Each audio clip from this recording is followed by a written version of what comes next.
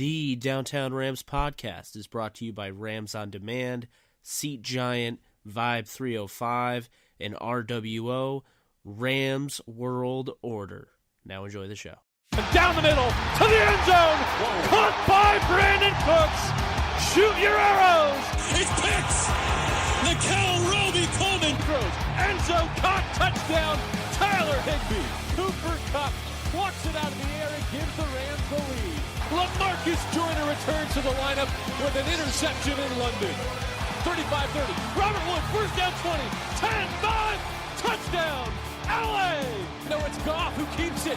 And Goff goes crashing into the end zone. Aaron Donald almost beat the football there and comes away with his third sack of the afternoon. Met immediately and sacked. Corey Littleton, have yourself a day. And he gets gobbled up. Savage has to eat it as Michael Brockers picks up the sack. He's decked by Ebu Tom. Picked off. Marcus Peters strutting his stump. Mark Barron the last 4 weeks has been a Pro Bowler. Oh, it's picked off on the play by John Johnson. After the throw, and we mentioned that is his 8th completed pass in his career. Cousins sacked. Ndamukong Suh. Of all the guys, it's the rookie John Franklin Myers who knocks it out of Cousins' right hand. Todd Gurley, 20, 10, Gurley for MVP. Touchdown LA. Welcome back, guys, to another Downtown Rams podcast. It's episode 151, and the Rams are going to the Super Bowl. I can't believe I am saying that, even though I told you from the beginning of the year I had them going to the Super Bowl, but it just seems crazy that, it came to fruition the way it did. Joe is joined with me, and we're going to be talking about this game because there's a lot to talk about for just, a 26-23 affair. Well, first, congratulations. Obviously, it's been a while since this team has been back there, and it's much deserved, despite what you probably will hear and read over the next couple days. It's the Rams totally. Anytime you dig out of a 13-point hole, and then a late 3-point hole, two deficits like that on the road in what obviously is got to be the worst road environment that any of these guys are going to play in. Certainly, Sean McVay said that after the game. Just an unbelievable performance, showing guts, showing grit, showing everything you need to win a Super Bowl. And now, we'll get to it, but what a matchup. Old friends. It's just unbelievable that they're going to be playing the Patriots in the Super Bowl. 17 years to the day, Joe. We'll talk about that. Obviously, we're gonna talk about the Patriots. I think they deserve some mention as well. I thought they really played well against the Chiefs. This is the first time that the two number 2 seeds on the road are going to the Super Bowl. So I thought that was pretty incredible. And let's just talk about what the Rams went up against. They went up against a team that had never lost with Drew Brees as the signal caller. They had never lost in the Dome. In the playoffs. Right. In the playoffs, yeah. And on top of that, the last 10 championship games were won by the home team. And now Jared Goff is the youngest quarterback to ever bring his team to a Super Bowl. And now Sean McVay is the youngest coach ever to bring his team to the Super Bowl. So there's a lot there. Obviously, things were going the Saints' way, I would say, early on. The Rams decided to defer, which ends up being a decent, call, I felt. I disagreed with it at the time. Beginning. Yeah, I disagreed with it at the time. Yeah. Certainly, they almost made it work out. Yeah, that's also true. But, I think the thing was, it's a hard decision to make. And McVay made plenty of hard decisions today. Very impressive on his part. I think you've really seen the maturation of Sean McVay. As great as he is, there's so much improvement to be done. But, he's already, he made some huge calls today in this game. But before we get into all that, I mean, going back to just the coin flip and winning the coin flip and deciding to defer, I mean, you kind of had the blueprint to beat the Saints last week. I mean, did you not? I mean, with the Eagles, the Eagles got on the Saints early on and they took the crowd completely out of the game, 14-0. What the Eagles then did, they turned the ball over. We talked about this on the podcast. Nick Foles didn't need to go deep down the field like that. The Eagles had the game. If they, strung together a field goal or a touchdown there, they'd probably go up 17 or 21-0. And then, who knows? But, they beat themselves up. And the key is, the Saints, they start off slow. So you had to have that in your mind where you're like, okay, the Rams, they can, receive the ball. They'll take the ball first, and they'll go down the field, and they'll score and put pressure on the Saints and keep this crowd out of it. However, that was not the case. Because they deferred, the defense actually started off great, forcing a 3rd and 7. And then, of course, they give up, the third down, big play to really march down the field and, hold them to a field goal. And Joe, we were talking about this with the Rams. 20-yard field goals are just not good. It's not ideal. You want touchdowns. And I felt, even though the Saints went up 6-0 early on, I felt like once again, here's this Saints offense that is struggling to get going early on. And it's polar opposite of how they played, before the Dallas game. And I think that really kept the Rams in it, although they took a 13-point lead. But I mean, that could have been really brutal if they scored touchdowns on both those drives. And there was a dropped touchdown by Dan Arnold. Yeah. And you have to wonder, without Ben Watson, who actually did some damage against the Rams the last time, 74 yards. Yeah, key catch. Yeah. You have to wonder if he would have caught that. But I mean, it's a good thing he didn't play that. But that was just really my first thoughts, Joe. It's a tough decision to make. Do you go with the Eagles approach and just try to shut the crowd up early on, or do you kind of, grin and bear it, and then whatever happens, and you get you're getting the ball to start the half? It's really interesting. Yeah, I thought, that they somehow won this game despite basically not having a first quarter. I mean, if I'm a Saints fan, we're going to talk about the call that everyone's complaining about. But really, the guy who screwed up this game from a Saints perspective was Sean Payton. You had the Arnold drop first series. Second series, they're going to score. And go and look at their play calling down in the red zone, where he's calling a 3rd and 5 basically stop pattern rather than something, aggressive. It's basically an easily tackable play. He basically played for the field goal the second possession. The Saints should have taken a 21-0 lead. The game should have been over. But the Rams had already been in that position, in that building. They already came out of it. You had McVay and Goff after the game talk about how basically the first 2 possessions of the game were robbed from them because right before the game, the coach-to-communication device goes out.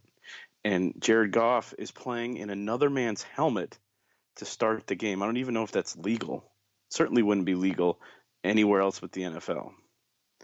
So he's wearing Sean Mannion's helmet. No wonder they didn't do anything in the first quarter offensively. So they were lucky to be down 6-0 and then 13-0. And obviously Todd Gurley has the 2 drops, which, takes him out of it maybe mentally. He doesn't get a touch in the third quarter. It's really they don't have the first 2 series. Todd Gurley's basically taken away from them. The running game that ran for almost 300 yards last week doesn't do anything. They had basically ran for 3 yards a carry, ran for like 77 yards. And despite all of that, they're able to kind of dig their way out of it. I think Brandon Cooks earned his money today. I think John Johnson obviously under his money. The game should be over. The moment that LaMarcus Joyner gives up that play to Ted Ginn, the game should be over. Peyton just has to run the ball 3 times, kick a game-winning field goal, come up with something on the ground that can get you 10 yards maybe, and you win the game, or just kick the field goal, and the Rams would be out of timeouts with sub a minute left, and you'd have to be in a position where they need a good return, a play, a clock, and like a 60-yard field goal to tie the game. So, Sean Payton blew the beginning of the game. Sean Payton blew the end of the game. No wonder he's complaining about the officials' call, because it covers up the fact that he, totally botched this game. But from a Rams perspective, I thought they just hung around. They had a lot of stuff go against them, and they just hung around, put together, the drive at the end of the first half and the drive at the end of the game. And those drives were enough to kind of carry them, and the drive in overtime, obviously. And that was enough to kind of carry them through. They didn't consistently move the ball, but they did just enough. I mean, they only had, 378 yards. Actually, the Saints only gained 290 yards in the dome. So this whole game pretty much was the middle part of the first game, where the Saints basically did nothing offensively. When you look at, it's crazy. When you look at, you get 2 of the best offenses in football, and they basically get muted. So I think you got to give a credit. Although I was waiting all game for that big play, which didn't come until Johnson gave it to you in overtime. The defense just played consistent and didn't get beat. Kept in the game. And then John makes the big play finally. I mean, everything you said was spot on. I don't, that needs to be talked about more. I get it. Your team lost, or you hate the Rams, or a Seahawks fan or whatever. I get it. It happens. But, I mean, it's not just the call. It's like you said, Sean Payton I don't think he managed this game well at all. I'll also say this. There's no way in hell that Sean McVay would have ever done anything like that. He never would have said at the end of the game it's because of the call. Oh, of course not. He never would have done that. You could tell when they're talking to him, it kind of sucked for McVay because, he's doing he's getting asked these questions. He can't say anything. He's like, yeah, it's a bang-bang play, and, it's just a really competitive football play, and, he can't say, well, they missed the, face mask, or they missed the fact that one of the players stomped on Josh Reynolds' face, and that wasn't called. So, that kid, and then he also tried to stomp on Goff's arm. Did you see that? Goff. To me, what I worry is that's going to get called. Like the NFL won't even look at that now because that needs to be brought up. The call, absolutely. And that's player safety, like you said on Twitter. Dirty, 15-yard penalty, ejection. That's like junior college crap. That is the worst. That guy should not be in the league. You're playing in the NFC Championship game with a million cameras. You don't think people are going to see that? Who was that? It was 70. I think it was 76. Yeah, it was. I'll pull up the name. I got the Saints roster up here. We were talking about it during the game. I thought that Ramswire did a really good job of capturing those GIFs and getting it out there. I think it was my most retweeted tweet today. Because Taylor Stallworth. Yeah, Taylor the Stallworth. UDFA. Even Cara Henderson-Sneed retweeted it. She was obviously boiling at the event, watching it at the Superbowl. You're looking at that and you're like, Josh Reynolds literally could have had his neck broken. That's a serious play. He's looking the other way, and the guy comes over and drop kicks him in the neck. I'm looking at the still frame right now. It's awful. It's I mean, like just never mind pathetic. the fact that you're you're leaving your foot behind to cleat a quarterback in the shoulder. I mean, that's a Oh, I know. $150 million potentially shoulder that you're. I mean, yeah. I mean, so whenever the Saints are talking, the funny thing about it is, so okay, let's be honest. Yes, the play potentially determined the game.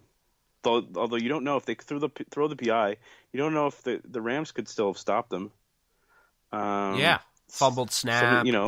They missed field goal, blocked field goal. But the bottom line is, refs blew a call.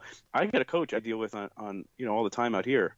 Whenever you ask him about one officiating call, he says, "Well, what about this? What about this?" If you're gonna bring up the refs, you got to bring up every call. You got to bring up the helmet to helmet against Woods that wasn't called. You got to bring up the potential face mask against Goff going in, like you were talking about. You got to bring up the fact that Aaron Donald was being blocked by a one-armed man and didn't get a single hold called on him the entire game. The Saints had one hold called on them. If you watch that line tape, you could have called a hold on every play. And fact that the thing that's crazy is and it was an obvious theme. You've got the four best teams in the NFL. You've got two incredible games, and the only in the game, I don't want to call it ruined, but the day has this enormous kind of cloud hanging over it in the fact that you officiate the game one way all year. Then you officiate, and the fact that these were rematches shows that you're officiating it differently. And I know you talk about the NBA and how it's the playoffs and everything's officiated differently. There needs to be some sort of it's just stupid to officiate the game in the regular season to promote scoring and then let them do whatever the heck they want in the playoffs. I'm all for letting the game be tougher in the playoffs, but PI is PI. If the defender clubs somebody before the ball is there, throw the flag. And it was happening. Well, the Rams were off the field multiple times without, in the same situation the Saints were. Just the fact that it happened in the end. A game a play in the last 2 minutes is the same thing as a play in the first 2 minutes. It's the same. You got to call it the same way the whole game. And the fact that they were letting everything go the entire game. At least they were consistent. And they let that, obvious pass interference or helmet to helmet or unnecessary roughness or whatever you want to flag Roby on at the end of the game, which obviously he could have been. But I don't know. I just think that to call out one play and not mention that the entire game was a free-for-all and that, there was no holding being called and there was no helmet to helmet being called. It's ridiculous, and I don't besmirch a fan base from wallowing in their pain of losing a big game by blaming the refs. Whatever you got to do to get over it, but it's just not. It's just silly if you see some talking head talking about how the game came down to one play. Game didn't come down to one play. That was one of many plays that the referees let go. So it is what it is, and Rams won the game. And the same thing happened in the second game, the Patriots Chiefs game. There was all kinds of weird, really aggressive defense that was let go, and then they started calling it for a possession. It was just ref. Just ref the game at find a healthy medium, find a healthy level. I don't think it needs to be 54-51 or 43-40, which were these two games in the regular season. You can let the defense, you can have real football in the playoffs, but I think they went a little too far into letting them play. A game still has to have rules. So I just thought it was ridiculous that we got to halftime and the Saints didn't have a single flag called on them. Yeah, you're the first one. You were the first one to bring that up on Twitter. They had their first flag called almost towards the end of the latter part of the third quarter. And to me, that's fine. I don't care. But, the trade-off is if I don't care, I don't want to hear about you getting your call, a no call, and you complaining. Because there were missed calls, like you said. You talk about the Robert Woods helmet to helmet. You talk about the fact that Aaron Donald was held the entire game. And I would make the argument that Breeze was about to get strip sacked on that one sack that ended up not really, it obviously amounted to a sack, but they ended up getting a first down on that drive. Not Dominic Easley, that's funny. Dante Fowler would have had the strip sack. He was about to hit Breeze and actually was held back by Ramczyk. And to me, I felt like that should have been called. That was a hold that dictated that, the way he was clubbing at Breeze. So they missed that. Obviously, they missed the drop kick on Josh Reynolds' neck. I don't know how you miss that. There's a referee looking right at it while it's happening. Jared Goff with the shoulder, you're talking franchise quarterback, and he's hitting Jared Goff's shoulder, just stomping on it, and I would even make the argument that they missed a key, I would say it was a defensive pass interference on Cooks. The one where they were like, it's no penalty for offensive pass interference. Yeah, that was like he was grabbing his arm. Got held, and then it was OPI.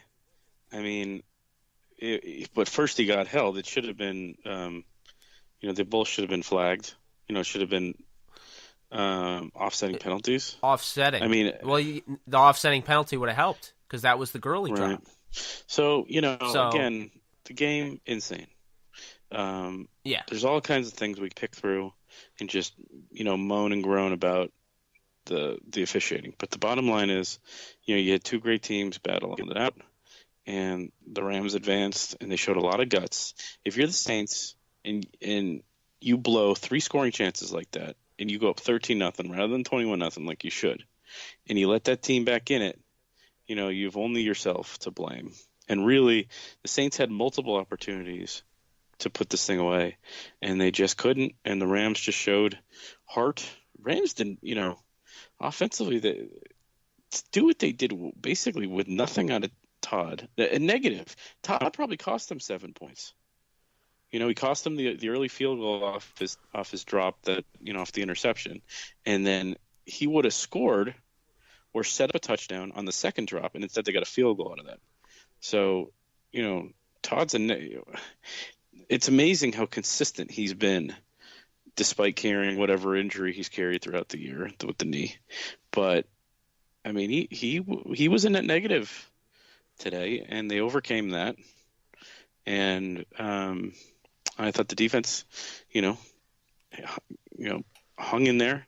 Jared gave you 2 or 3 great drives, and it's on to Bill Belichick, Tom Brady, Atlanta. Oof. How about the poor Atlanta fans had almost the nuclear outcome of having New England and the Saints, their blood rivals and the team they blew a Super Bowl to, coming in, taking over their facility, taking over their town. So who everyone was joking, who 49 states are going to be rooting for. Actually, New England is a group of 6 states. So it's really 44 states rooting for. And who knows if Missouri. Yeah, that's true. I guess we should probably give Missouri but then they lost to the Patriots. The Super Bowl ratings in Missouri are probably going to be cratered. So we'll give that one as a push. Yeah. I see. To me, I think this is really, really special for this team. I think they found something in Jared Goff. I think now, we were talking about where's October and November Goff. What is December Goff? And now, the last week he wasn't really part of the game plan. The Rams wanted to push the ball, on the ground, and they pushed Dallas around and they made him respect them, and that's really what it came down to. This week, when push came to shove, the Rams, by the way, who everyone was saying, well, if the Rams don't, if they don't run better than, Kamara and Ingram, they'll lose. I find it funny at the end of this game, Joe, Rams are sitting pretty at 77 yards. The Saints are sitting at 48. And I think that right there, once again, Wade Phillips made adjustments. Alvin Kamara was picking him apart. So what does he do? He does the same thing the Patriots did to Marshall Faulk in the Super Bowl. You jam him. You keep him under wraps. You start contacting him, and don't let him get out and kill you. Right. Kamara is the Ram killer here. I thought that the Rams did a nice job adjusting. I thought Ndamukong Suh was huge once again. Playoff Suh is unlike, regular season Suh is a good player. Playoff Suh is looking like an elite player. But, the fact of the matter is the Rams also, keeping with Suh, the Rams are lucky because Suh picked the Rams over the Saints in the offseason. This game is so different, and this might not even exist without Ndamukong Suh. Think about that. Yeah, I saw your post. Very interesting. Good. If he goes to the Saints, yeah. And the Saints without Sheldon Rankins, they played pretty well up front even without him. I was impressed. I thought they'd be able to run the ball more. Yeah, but they got some really talented players. Stallworth seems like a scumbag, like kicking people in the head and everything. But, he's a solid young player. And, Anyamata and guys like that. Obviously Cam Jordan. So, they have the talent. I wasn't debating that. It was a matter of, will the Rams be able to run more freely? This is still a defense that the Rams leave this game, this defense, 26 straight games. They didn't allow 100 yards. But, the fact is the Rams adapted. And I thought Sean McVay, who I think learned a valuable lesson, had to lose that game against Atlanta the way they did because it drilled it into Sean McVay's head. We're not going to lose to a team that we're better than ever again. And, I just felt like in this postseason, you saw Dallas. You saw that the Rams kept the game close, obviously, and left points on the board. But you never felt like the Rams were going to lose the game. This game, it was all sorts of emotional roller coasters. It was, the defense making a stop, then the offense would go into a freeze, and then the offense would go nuts, and then the defense let the Saints get a giant, chunk play. It was all of that. But, what it really comes down to is Sean McVay's an X's and O's guy, but he was huge at making the big-time decisions. The Rams sold themselves to the devil at the beginning of this game. They were basically like, okay, this is all or nothing, down 13-0. We need a spark. We need to shut this crowd up. McVay goes for the fake punt again, almost the same place that he went for the fake punt with Hecker against the same team in the same dome. It's pretty crazy when you think about it. It's amazing that decision. They're on their own. That's a 30. ballsy move. That if they don't get that, the game's probably over. But that's what I'm saying. And it's not an easy play. It's a good throw by Johnny, and it's the dig route by Shields. Oh my God, he was insane. Dude, the footwork, dude had the guy in the dust. If Hecker threw it earlier, he might have run for a touchdown. Right. He had one man to beat. That was it. If he got past him, that was a touchdown. But, just what Hecker did. This was a full team win. Greg Zuerlein to make those 2 field goals, Hecker to throw that ball, Jared Goff. Come on. This is why it's hard to look at box scores if you didn't watch the game. Or even if you watch the game. Because Jared Goff's box score doesn't look all that great. His passer rating's around the 80s, I thought Jared Goff was phenomenal in this game. Absolutely phenomenal. For what he had to do, for where he was, all of the troubles with, hearing inside his helmet, with McVay. The communications were down. He had to run over to Gerald Everett. And tell. I've never even seen that before. Troy Aikman, who quarterbacked in the league, 20-something years ago, had never seen that before. So, there are things that I noticed, and Goff has really become a leader for this team. And, he just, the play he made after the timeout on 3rd down, 3rd and long, I thought that was picked. If we're playing the stock game, cameraman down, because I was fooled twice on 2 plays. The fake trickery to Josh Reynolds, and that faked me out. And then they didn't really give a good angle on Goff's frozen rope to Gerald Everett. But that, to me, that is the play of the game, because if he doesn't make that, if Sean McVay doesn't make that call for the timeout, who knows? Seriously, that would have been a delay game, 3rd and long. I was just very impressed with a lot of these guys. And, even, CJ Anderson, I mean, he didn't have his best game stat-wise. He didn't have any crazy numbers. But bottom line is the guy got it done in short yard situations. He was a situational back in this game. Todd Gurley, like you said, I mean, he's off to the side. He wasn't injured, he said after the game. He just played sorry. So, he wanted to obviously he felt that CJ gave them the best chance to win, and everyone kind of crowded around him and supported him. I think when you look at all this, it's really huge for the long run. The Rams are going to find out who fits their team. I know the Rams won, but I don't think LaMarcus Joyner will be around with the Rams regardless of the outcome February 3rd. I mean, that game really should not have come down to that call because that was a third down, and that should have been an interception. That was like a shanked punt. Like, Breeze just throwing the ball, giving him one shot. Ball was up in the air way too long. What has happened to LaMarcus's speed? He must be carrying an injury or something. He was a step slow. Amari Cooper burned him repeated, and Michael, the rookie from Colorado State, whatever that's name is, Michael, no, whatever, burned him repeatedly last week, and then that's got to be a pick. Michael Gallup. The shank punt tonight too. That sets up the last score. That has got to be an interception. The ball's up there way too long, and he just can't get over there. And it goes to show you, the one time he took that shot, did you see that? Was when LaMarcus Joyner was out there and John Johnson was in to blitz. I wonder if his value has... They did that on purpose. I wonder if his value has dropped so much that maybe he actually can return on like a super value deal. I mean, who's going to pay him any money at the safety position where no one pays anybody? Yeah, I know. And people, I got to say this, because, Joe, you and I were talking about the idea of Reed coming over. Eric Reed sits out there for months, and I know he's... Well, and people were saying that we were crazy, because he's too big, he's a linebacker now. He looked pretty good for the Carolina Panthers. I mean, Lamar, I just called the play up again. I could not believe they let this balloon get caught for a potential game. I mean, that's just like, it's a prayer.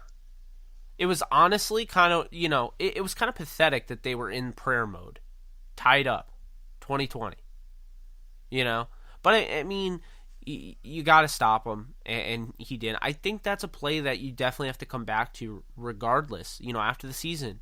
Are you sure that this guy, you want him to be your free safety? And I'm sorry for LaMarcus and any of his folks that are listening. I do apologize, but this is the NFL. This is the playoffs. This is when you got to step up. People are going to hate on, friend of the podcast, John Franklin Myers, because he gets placed on, Alvin Kamara duty, which is totally out of the realm of him. Don't worry about that. That was a misalignment.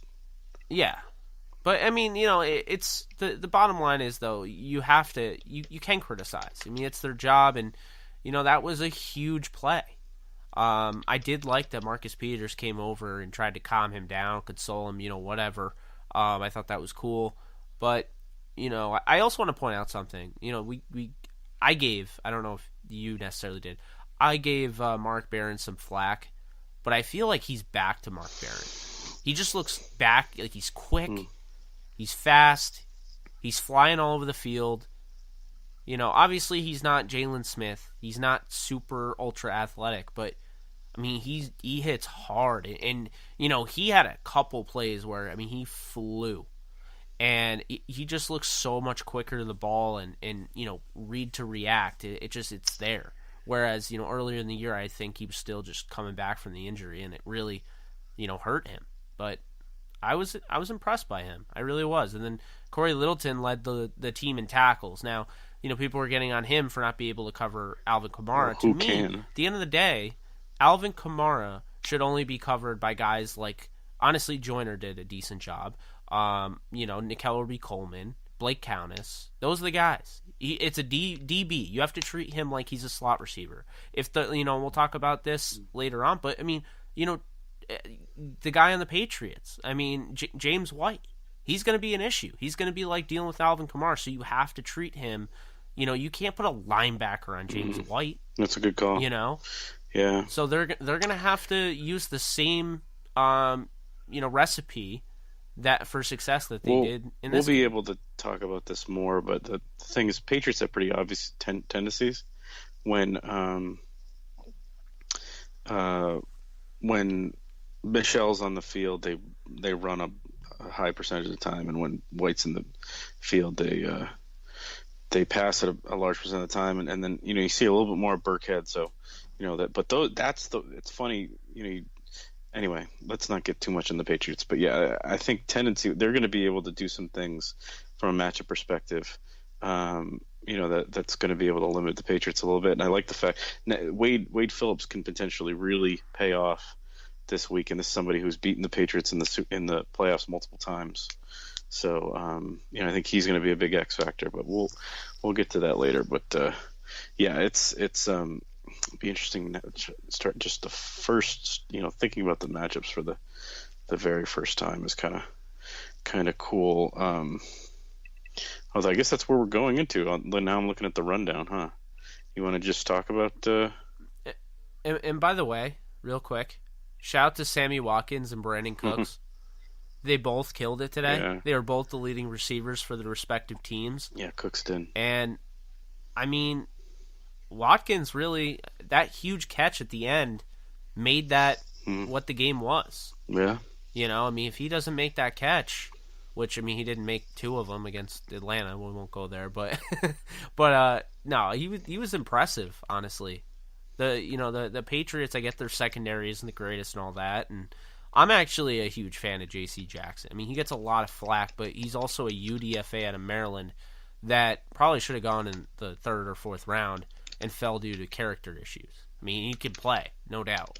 And Stephon Gilmore was rated the top cornerback by Pro Football Focus. As much as I have, busted on Stephon Gilmore, this is a really good football team that's well coached. They have their areas, but so do the Rams. That's the thing. At the end of the day, you're now going to the Super Bowl. You played the Saints. I felt as though, and I know people will agree with me or disagree, but Joe, I felt as though the Rams kind of proved today that they were the better team than the Saints.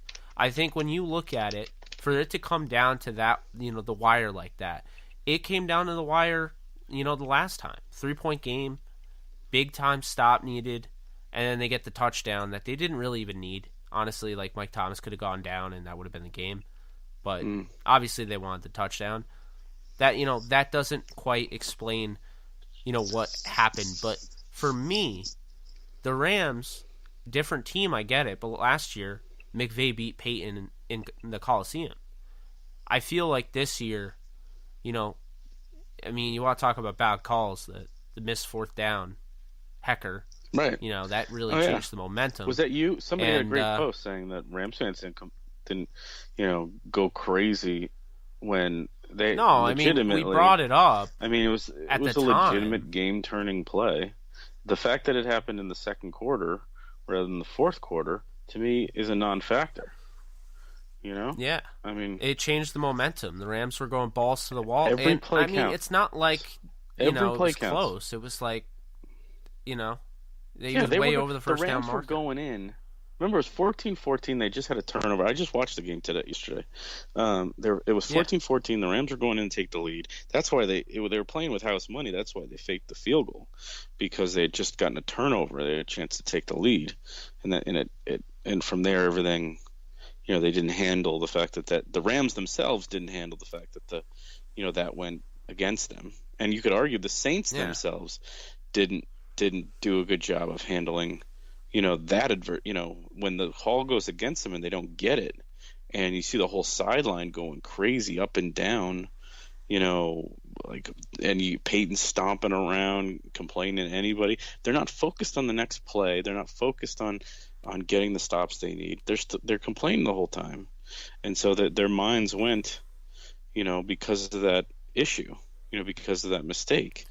And they didn't play the next play. They didn't stay focused, and So, anyway, I agree. I think that's really what needs to be said. I mean, what it comes down to is I feel like the Rams are a better road team than the Saints. I mean, they came into the we heard all week, no place like Dome, all of this, who dat, all of that. But the Rams came out on top, regardless of calls or not. They scored more points than the Saints. And that the Saints were one win away from the Super Bowl, and they got to play at home with that raucous crowd. That was entirely Saints. I mean, you could talk about the Coliseum, and I think it is a very good home field advantage, and I think it's going to get better. But I think really right now, you're still getting play. I mean, you see it. You're still getting those fans that are kind of, dipping their feet back in the water and like, do I want to be a Rams fan? Am I just, football? Like, what am I? And so I wouldn't say they have the home field advantage that the Saints do. I will say that it gets kind of, overlooked how many Rams fans do show up. I think it's kind of an overblown narrative that they don't. That's just my personal opinion. But, the fact is the Saints proved that, earlier in the year, they aren't as good of a road team as the Rams. They went to Dallas and they only scored 10 points. Like the Rams, they had their rough moments, but I kept saying, the Saints weren't humbled the way the Rams were. The Saints also, and people laughed at me, called, I'm too old or whatever, but I mean, the Saints, they were partying after a loss, like getting ready for the bye. They doing all that locker room stuff.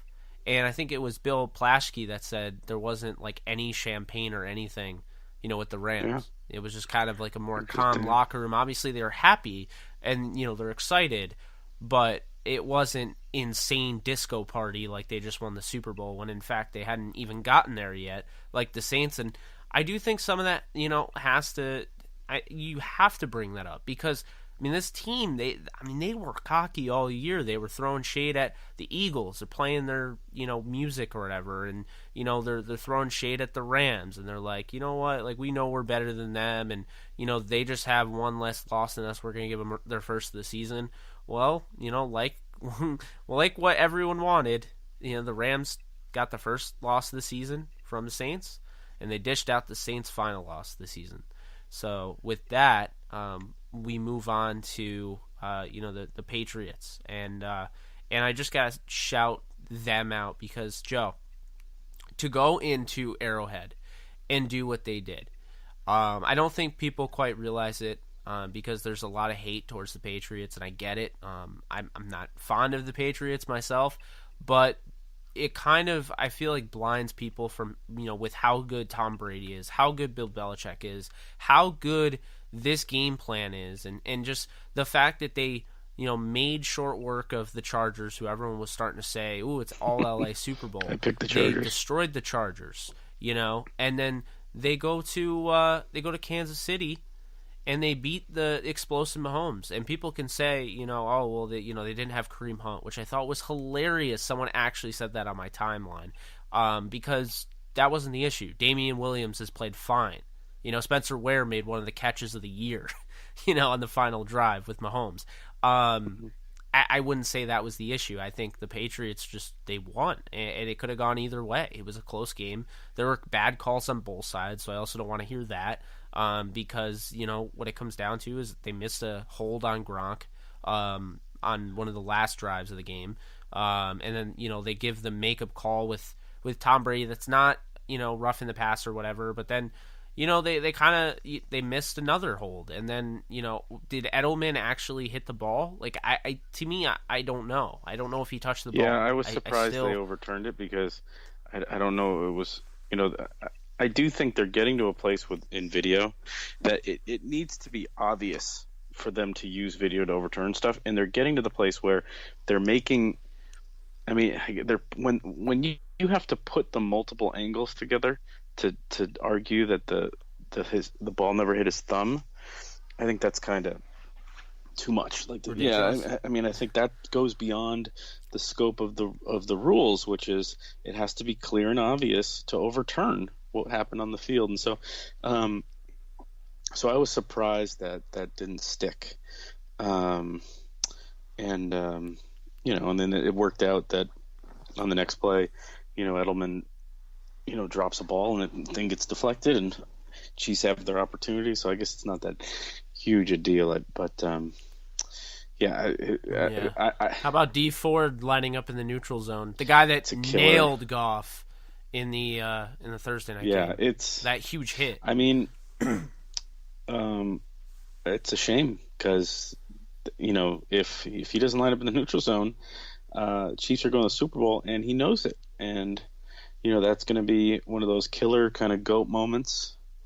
You can't do that in that spot. And it's funny how we're talking about how the refs, didn't throw any flags, but in a situation like that, it's pretty cut and dry.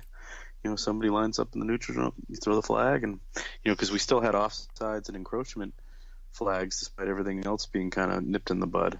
So he just picked he just made the wrong mistake at the wrong time. You feel bad, but that was how close these games are. They're very easily the Saints. One thing goes differently. The Saints are playing in a fortnight, and the same thing with the Chiefs. The Chiefs basically they had the game. They know what it feels like. I'll say they know what it feels like to beat the Patriots in an AFC Championship game and to make the Super Bowl, because for a split second, until they realized that flag was down, they were celebrating that moment. You know what I'm saying? In that split second, when he's got the interception and he's running down the field, and before you see that yellow thing on your screen come up, before you look at before everyone pulls back and it's announced that it's a penalty, those Chiefs fans, they know what it feels like to win that game. And so it's awful that it for them that they only felt it for a split second, but that's how close both these games were. We knew they were going to be this close, and that's what made today so special. And it just stinks that there's so many little what if things regarding the way the games were officiated. So hopefully the Super Bowl, they're at least I don't think I definitely feel like recently the last couple of years the playoffs have been officiated kind of more old school than than the regular season, but that it's still been kind of fair and hasn't been too bad. I think they swung too far today. So hopefully they get that fixed going forward. Hopefully we have a nice, entertaining Super Bowl, and I want to wish you luck. Wish everybody else that listens to this podcast luck. I know you guys have waited a long time for this, and you deserve this opportunity. Part of what makes the part of the thing why everybody hates the Patriots is because they've been taking up half of these opportunities. 9 Super Bowls in 16 years. You're taking 9 of 32 positions, Super Bowl berths, and so there's a lot of teams that have gone a long time without without this opportunity. So I'm glad a team that has been waiting a long time like the Rams has that chance. And just I think now is when we just say what a tremendous job by Sean McVay and Les Snead and Kevin Demoff on hiring Sean McVay, and everything that's kind of gone into this the last couple of years. Obviously a lot of criticism over a long time to the Rams front office for their decade plus of mediocrity, but I'm sure a lot of Rams fans are willing to embrace the potential long string of good fortune they're about to it looks like they're about to embark upon. It's funny how the Patriots had the dawning of their dynasty happened against the Rams 17, 18 years ago, and now the Rams are on the cusp of starting something else that's pretty special, and here they are against the Patriots, and the kind of the bookend nature of that, it seems there's something kind of I don't know, something it's it's just fitting, something fitting about the fact that this is happening this way. So unbelievable. I think we're going to hear some. It's going to be 2 weeks of Spygate and Marshall Falk and Willie McGinnis. I mean, I was watching the pregame on NFL Network today, and they were already showing Willie McGinnis and Kurt Warner go helmet to helmet. And Kurt Warner complaining that today would have been a helmet to helmet flag, and Willie saying, "Well, you got to show that video." And I think we're going to see those two guys, talking a lot about those old days. Bringing up some bad memories for Rams fans, but certainly. Rams fans have an opportunity to settle the score, which I know, judging from my Twitter feed, that a lot of Rams fans are excited about that prospect. And certainly, as somebody who has spent a lot of time studying these two teams, it's another good matchup, another good game, and the Rams have every reason to feel like they can win this game. This is not the best Patriot game of this run. There's certainly, throughout the regular season, one of the reasons why so many people have been down on them is that throughout the regular season they just weren't they just haven't been as good. The talent has dropped a little bit. There's a lot more weaknesses than your normal Patriots team. However, on the downside, these two games that they've played in the playoffs, beating these two great AFC West teams, have been as impressive performances by the Patriots in quite some time. So, there's some positives and some negatives there. That's where we'll start our coverage of the Super Bowl. But, settle in. It's going to be a long 2 weeks till these two teams kick off against each other.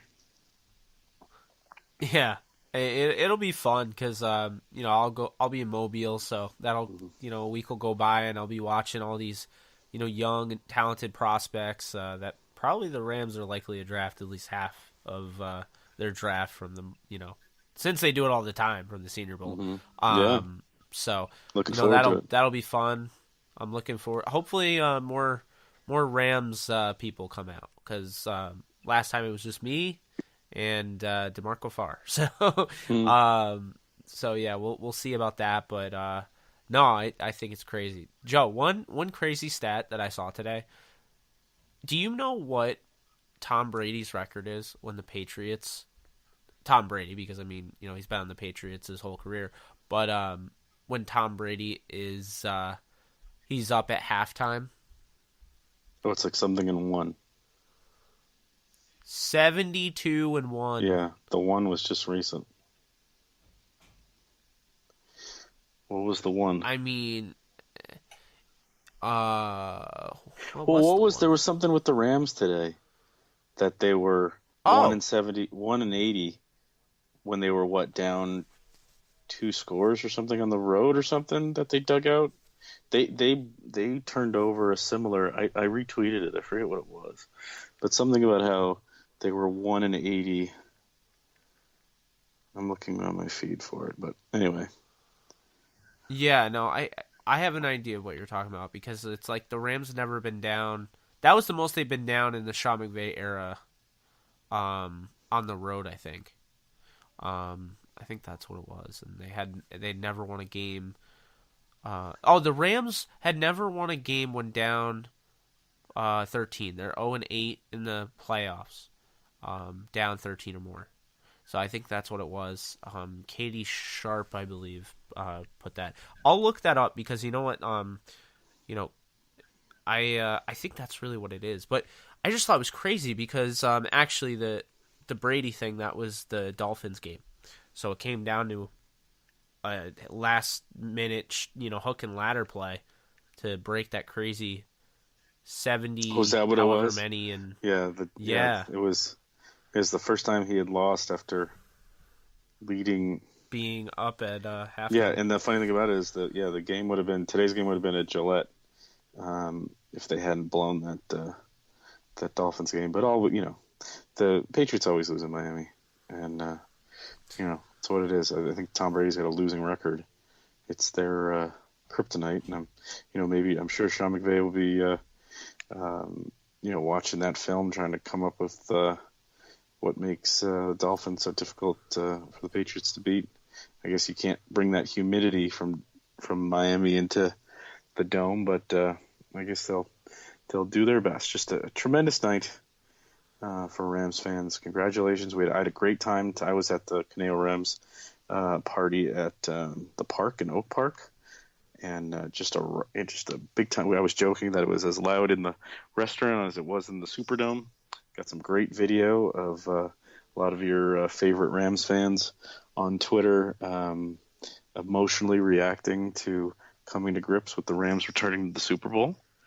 And it was just it's a special day. I'm glad I did. I almost stayed at home and watched with my family, but glad I went out and worked, and we had a great time and certainly some memories. And the Rams are about to bring the George Halas Trophy back to Ventura County, and I guess there's a group of fans that are. This will be that'll occur before this will be posted. So I guess I could say that I'm gonna leave my house in the middle of the night tonight to see if maybe we can catch a glimpse of the buses coming home, seeing if we can get a glimpse of the Halas Trophy and get Super Bowl fortnight off to a fun start here. Yeah, no, it's this is gonna be a fun 2 weeks. I mean, you said 2 weeks. As long as you get in, you have time to kind of prepare for the big event. Because I mean, it's nothing crazier than your team being in the Super Bowl when the whole world is watching. So, also I just think I didn't find the I didn't find the Rams thing, but I find it funny. I just saw that the Patriots tied the most postseason wins of all time, tying the Steelers at 36, and Tom Brady most playoff game-winning drives in fourth quarter and overtime in the Super Bowl era. He has 12. The next guy is John Elway with 6. Eli Manning has 5, and Joe Montana has 5. I mean, if you dig into the Brady numbers, the sustained success. I mean, we'll go over it next week, but if you dig into those Brady numbers, they're just insane. So the last time a conference champion went on the road in overtime, it was the Patriots. But then it was the Rams. But before that, it was actually the 2011 Giants, the 2007 Giants, the 1998 Falcons, and the 1986 Broncos. Those are the only teams. Interesting. Very interesting. It's the largest comeback win in playoff history. The Rams' 13-point deficit to come back from. Rams had never overcome a deficit of more than 10 points to win a playoff game. Actually, I'm looking at it right now. It's funny you bring that up. They were 0-23 when trailing by 7 or more in a playoff game. So they'd never come back from 7 or more. They were down 13-0. Saints. Rams fourth quarter. Listen to this. This is crazy. Rams fourth down passing first downs this season. Johnny Hekker 3, Jared Goff 1. Yeah, it's so good. That's insane. Yeah, there's a lot of little things. Yeah, I mean, Goff. Would you consider today a good Goff game? You look at the numbers. The numbers are pretty darn good, and he played. He only had. Oh, I thought Goff was phenomenal. Yeah, 25 of 40 for 279. I think him and Cooks. Be interested to see the pressure numbers. John Johnson, a lot of the defensive guys. I think. Good. Yeah, so you know how Goff. I think the best way to put it. Remember the Vikings game? Goff anticipation throw in the back corner of the end zone to Cooper Kupp. It was one of the best throws you've probably ever seen. Mm-hmm. You know that? Sure. Well, I know a lot of people were like, that ball placement wasn't good. Or he held the ball too long and missed his opportunity. And I said that on the first one where he missed Robert Woods over the middle of the field because he waited for him to actually be open, wasn't confident enough to get it to him, throw the ball where he would be. Anticipation throw that he's consistently made throughout the year. But I will say this, I think when you're dealing with that, when you're dealing with the all or nothing feeling, you're in the playoffs, you're on the road, you can't necessarily gamble on those. And I thought, even though, he didn't make those anticipation throws, I thought he made the right decisions. There were times he may have held it too long, and he may have, allowed there to be pressure in his face. Goff didn't care. He hit guys in stride. Reynolds definitely should get some credit in this game. I mean, he got stomped on and got up like a champ, but regardless, he actually had a good game filling in for Cooper Kupp. There were a couple times where I'll say this: Cooper Kupp would have, turned like what Reynolds, he in a play where he gained no separation. You could see why Cooper Kupp's absence, hurt the team. But Reynolds is a solid replacement. Not better than Cooper Kupp, but he's solid, and he made a few huge plays. But hats off to Tyler Higbee and Gerald Everett. Because, I wrote about it. TJ Hawkinson, Iowa tight end. I like him a lot. Probably a first-round pick. Could be good at 32. But to me... Could be good today, at 32. What a time to be alive. What right? a time to be... Sorry, I couldn't let that pass. But, what it comes down to is they got really good contribution out of Tyler Higbee. And I don't think he's getting enough credit, anywhere near enough credit as a blocker. When you talk about that bubble screen to Brandon Cooks, that got him open, and he ran for 30-plus yards, That play, he got a few yards on that, but Higbee knocks his first guy down and then goes over and basically is a convoy clearing the path for Cooks to go down the sideline and get 15 extra yards. Higbee was great today as a blocker, and then he had the touchdown. Gerald Everett, I mean, I kept saying this on the podcast. Dude hasn't been used in the game plan for 3 weeks. And, this game he had some huge catches. He had the one where he shouldn't have had the first down, but he somehow willed his way to break the tackle and mash his way over the first down marker. And then obviously right after the timeout, that timeout and, throwing a rope to Everett from Goff, it was huge on Goff's part. It was huge on Everett's part. I don't know. There's a lot to like.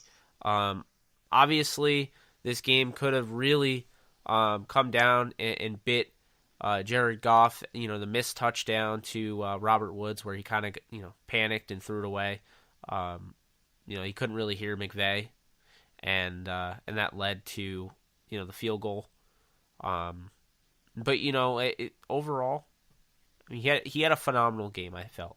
And it was kind of similar to the Falcons game, because I felt like towards the end of the game he got really comfortable. He was hitting his throws and everything, and guys were catching him. But the problem is his 3 biggest throws, 2 of them to Sammy Watkins, dropped, and then his the big throw on 4th down at Tyler Higbee. I mean, he hits him, Higbee drops it. So now we go a year later. We're talking it's all for the Super Bowl, the opportunity to go to the Super Bowl. Goff is hitting guys, they're catching the ball. Higbee's catching touchdown. I think it was a huge day for the Rams. Obviously, not only to advance the Super Bowl, but they learned a lot. I felt out of these young players. Not a lot of playoff experience. Not everyone is Whitworth on this team, and I think that's what people have to realize.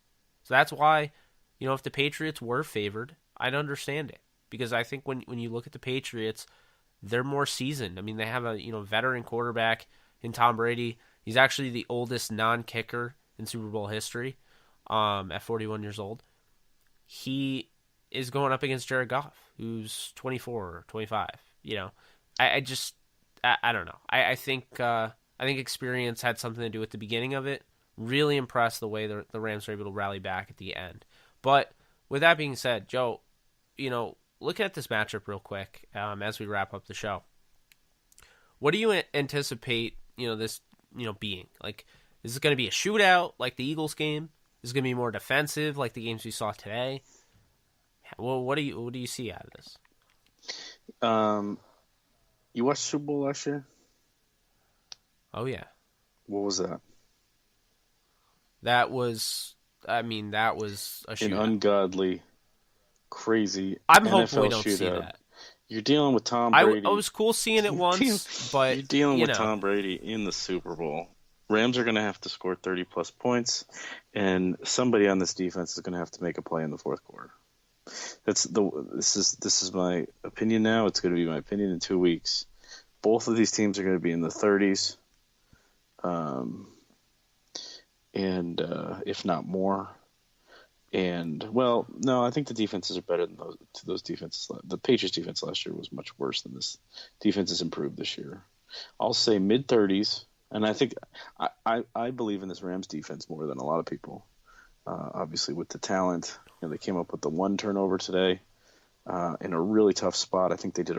Holding the Saints in that building to under 300 yards is unbelievable. So, I'm gonna say that game's gonna be in the 30s, and it's whoever makes a big defensive play to decide the game. I think it's gonna be similar to last year, except not as offensively crazy.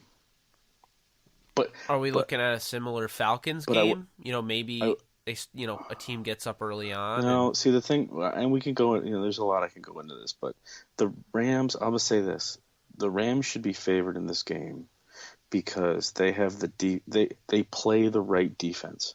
Wade Phillips has had. There's a reason why Wade Phillips teams have had success against the Patriots, because they play man. Because they rush the passer from their front. You've got Aaron Donald. The main problem, one of the main problems the Rams are going to have is that the Patriots actually are pass protecting about as well as anybody right now. So the Rams are going to have to figure out a way to get there with 4. But they play man. They play the right style of defense to get to Brady. And so I don't, the reason why the Patriots have had such success in the postseason recently is because you're playing these like zone teams that all come from the Pete Carroll tree. So, whether or not, Brady torched the Seahawks when they played them in the Super Bowl. He torched the Falcons, who basically have the same defense, Dan Quinn coming over from Seattle, all that stuff. And same defensive coordinator, same style when they torched the Chargers last week. And so, I think and then obviously Kansas City, they have a really nice D line, but they don't have anyone at the back end. Brady just picked apart their third corner tonight. That's how they made it. Julian Edelman just ate them alive in the middle of the field. They didn't have the secondary to do it. I think that the Chiefs eventually, I think, are going to be the best team in this league once they draft some talent at the back end and get and even up and get, I think they've got it offensively now, even though they've lost Hunt. But I think got a really good opportunity as a Rams fan to win this game because you've got the right.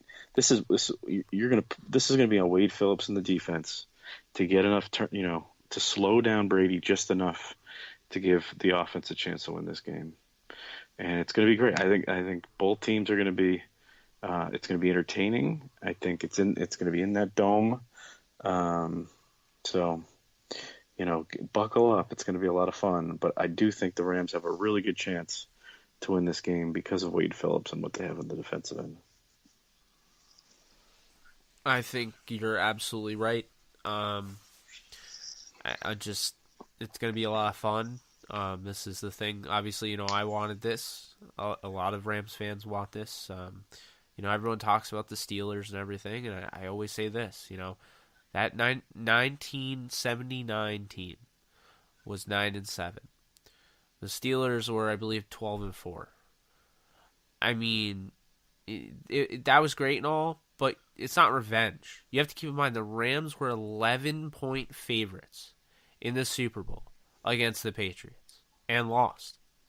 And all the controversy, the Spygate, all of that. There's a reason why. I mean.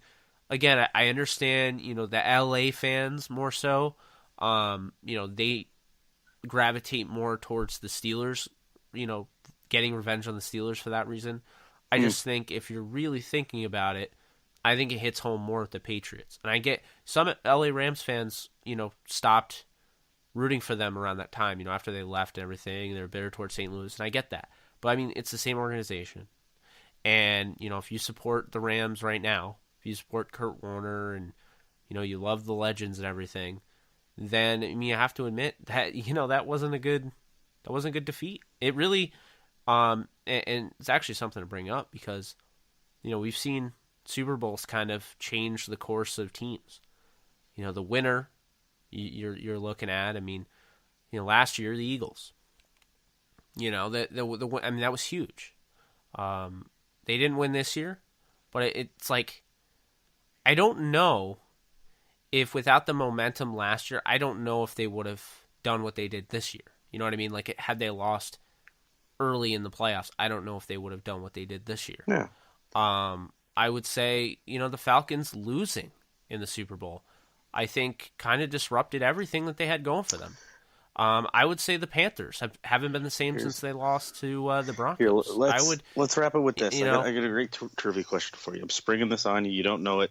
It's probably going to catch you. It's probably going to catch you off guard, and so I apologize. Name the last, because the Patriots are playing for this. Name the last team to lose a Super Bowl, come back the next year and win it. Last time it happened back to back. The last team to lose a Super Bowl, come back and win it. And the problem is, I feel like it's the Patriots. No, it's been. It was before you were born. That's how long it's been. I believe it's Super Bowl 5 and 6. The Cowboys beat the Dolphins. 72 Dolphins won it the next year. So it's 72. So basically, the Patriots trying to do. It's not going defeated, but they're trying to do something the last done by the 72 Dolphins. So, I mean, that's how difficult it is to do that, and that's why it was almost better for the Rams, to not make that run this year. And now, how important it is to, once you get there this year, it's important for the Rams to win it, because it's going to be this whole run and the 2 extra weeks of work and getting all the way into February. It's going to make it that harder for this team to kick on next year. And you consider all the free agents and stuff. This is, now that the Rams are going to play all the way into February, they got to, you got to win, you got to take advantage of this opportunity, because losing this game is going to set you back, and it's going to make it that much tougher for next year. Isn't that the craziest thing? So you finish second, runner-up. But it's almost better to lose today than it is in 2 weeks. I mean, that's really a good point. And that's kind of why I feel like, I picked the Rams against the Patriots when the playoffs started, because coming into the year, I went for the first time, I was like, oh, I'll have the Rams winning the Super Bowl. And everyone's like, you've never had them winning before? I was like, nope. I always pick the Steelers for some reason. Yeah, because they have the most talent offensively. Yeah, you look on paper and you're like, how do you pick against them? And then they lose to the Patriots every year. Well, this year they didn't make it. Yeah, the Patriots are the first team to get back to the Super Bowl the year after losing it since who? There's another. This one's easier. There's people listening to this podcast who are yelling it, I would hope.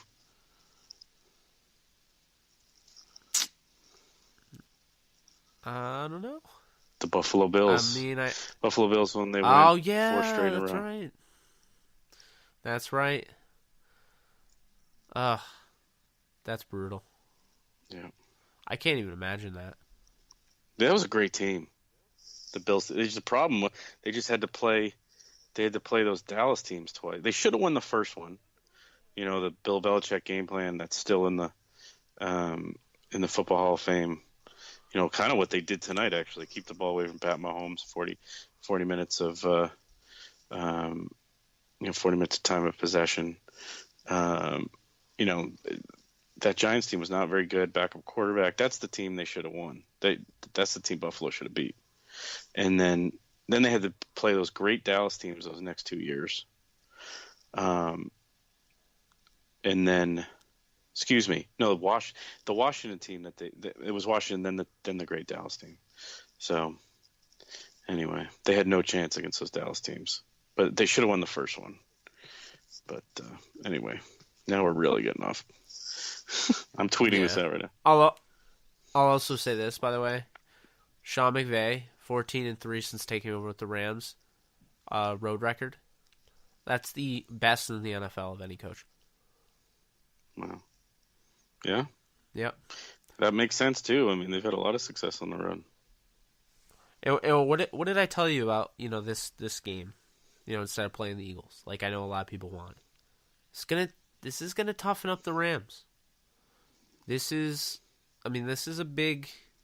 If they went up against the Eagles and they swatted them after, the Patriots went into Kansas City and won the way they did, I don't know if, I feel like part of you has to feel like you're ready for anything. You took down what people presumed were the only team that was better than you. Because the only other team that people would consider better than, obviously because the record's in close proximity, the Chiefs lost. And the Rams beat them. So, they avenged that loss. And, I just think it's huge in preparation. But, there's just, there's so much hype for this game, and there's so much to talk about, and we'll be able to do that when it gets closer, talk more matchup-wise, but, during this time, I think really, Joe, we really killed, the whole, breaking down the Saints and Rams game. I'm, happy with what we brought up and how I thought we handled the whole call thing, because, you didn't really even see, obviously it's a bad call, but, that wasn't like, when I said the call, you were like, wait, what? Like, and this is all over.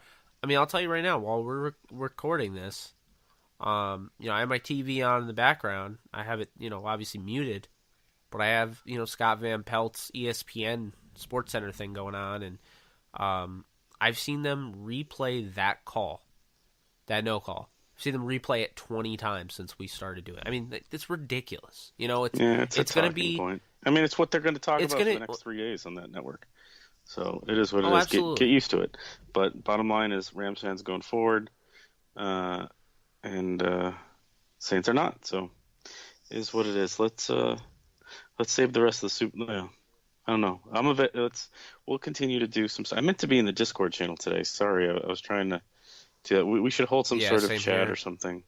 I kept launching it, and then what happened was I didn't have an outlet near where I was stationed at the restaurant, so my laptop died, and I did all my tweeting off the phone, which was annoying. But anyway, all right. So I got to go. I got to go head to the facility. It's time.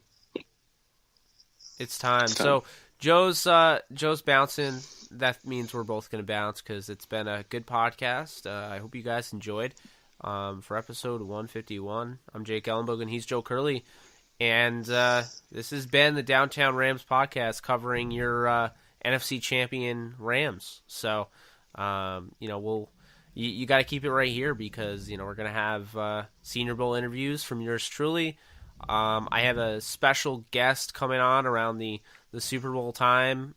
You couldn't guess him if you tried. So that's gonna be it's gonna be a lot of fun. Former Super Bowl player as well. So that's gonna do it. So thanks again, guys, and you guys enjoy this 2-week extravaganza. Rock and roll, man. Buckle up.